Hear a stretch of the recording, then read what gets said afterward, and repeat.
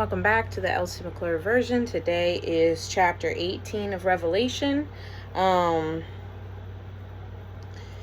were just in the chapter 17 about the great prostitute and the beast, and before that were the 7 bowls of wrath. And before that were the 7 trumpets, with the last 3 being 3 woes, and the time before that was the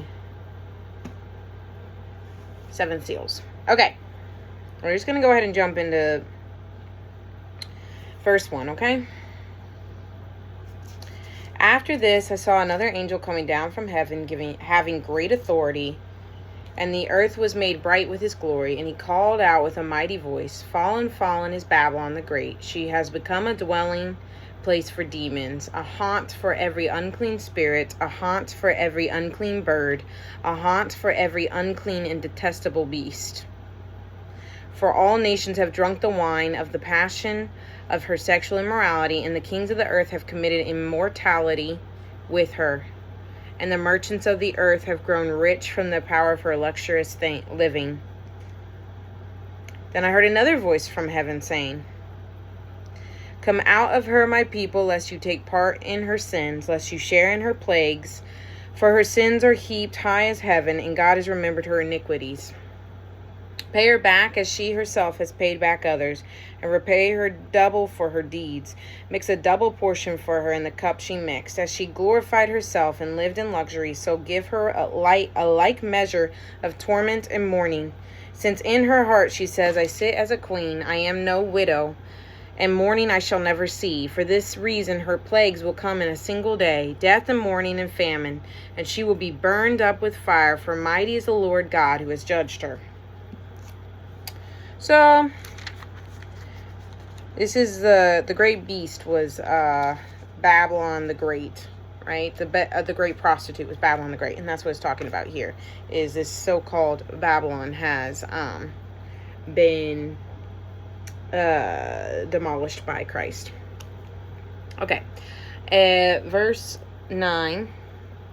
And the kings of the earth who committed sexual immorality and lived in luxury with her will weep and wail over her when they see the smoke of her burning. They will stand far off in fear of her torment and say, Alas, alas, you great city, you mighty city, Babylon, for in a single hour your judgment has come. Because we talked about the kings, and now it's talking about the merchants, which were the end of the thing. And the merchants of the earth weep and mourn for her, since no one buys their cargo anymore. Cargo of gold, silver, jewels, pearls, fine linen, purple cloth, silk, scarlet cloth, all kinds of scented wood, all kinds of articles of ivory, all kinds of articles of costly wood, bronze, iron, and marble, cinnamon, spice, incense, myrrh, frankincense, wine, oil, fine flour, wheat, cattle, and sheep, horses and chariots and slaves, that is, human souls. So this is the merchants that has been selling things. Now you have to realize these merchants were corrupt, just like the kings were corrupt, because they were hanging out with her. Verse 14, the fruit for which your soul longed has gone from you, and all your delicacies and your splendors are lost to you, never to be found again. The merchants of these wares who gained wealth from her will stand far off in fear of her torment, weeping and mourning aloud. Alas, alas, for the great city that was clothed in fine linen and purple and scarlet, adorned with gold, with jewels, and with pearls. For in a single hour all this wealth has been laid waste. And all shipmasters and seafaring men, sailors, and all whose trade in is on the sea, stood far off and cried out as they saw the smoke of her burning. What city was like the great city? Now, we've had 2 different types of great cities mentioned. One is Babylon, for sure.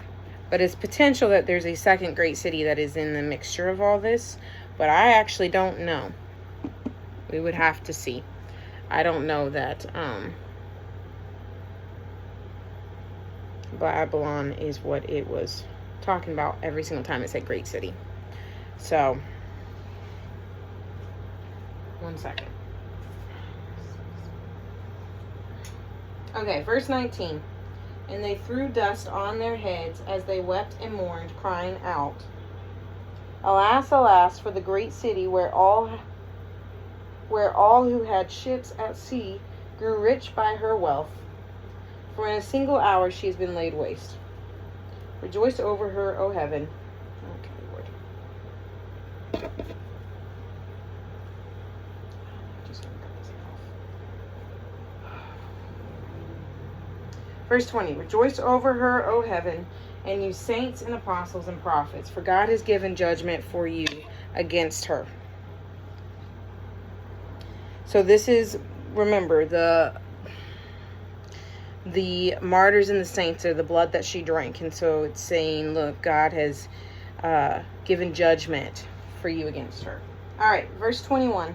Then a mighty angel took up a stone like a great millstone and threw it into the sea, saying, so will Babylon the Great be thrown down with violence, and will be found no more.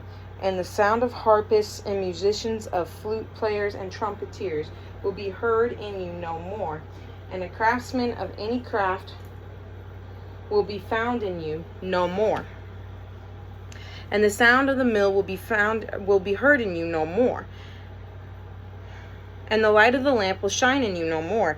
And the voice of bridegroom and bride will be heard in you no more. For your merchants were the great ones of the earth, and all nations were deceived by your sorcery. And in her was found the blood of prophets and of saints, and all who have been slain on earth. All right, so we have the warning of her, the angel coming down and saying these different things. Okay? And then you have the kings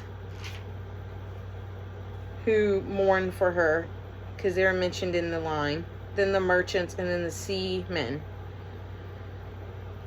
And then another angel comes in and says the last part. This is judgment for Babylon. I don't know necessarily who Babylon is in our day-to-day life. But I think it is less of a literal place and more of a spiritual thing, right? I think Revelation depicts what's happening in the spiritual realm and in the earthly realm so that we can comprehend it.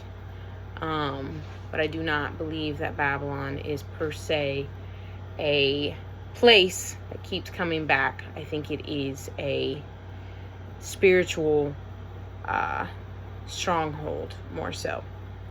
So, that's what you got for today, and I will see you tomorrow for chapter 19.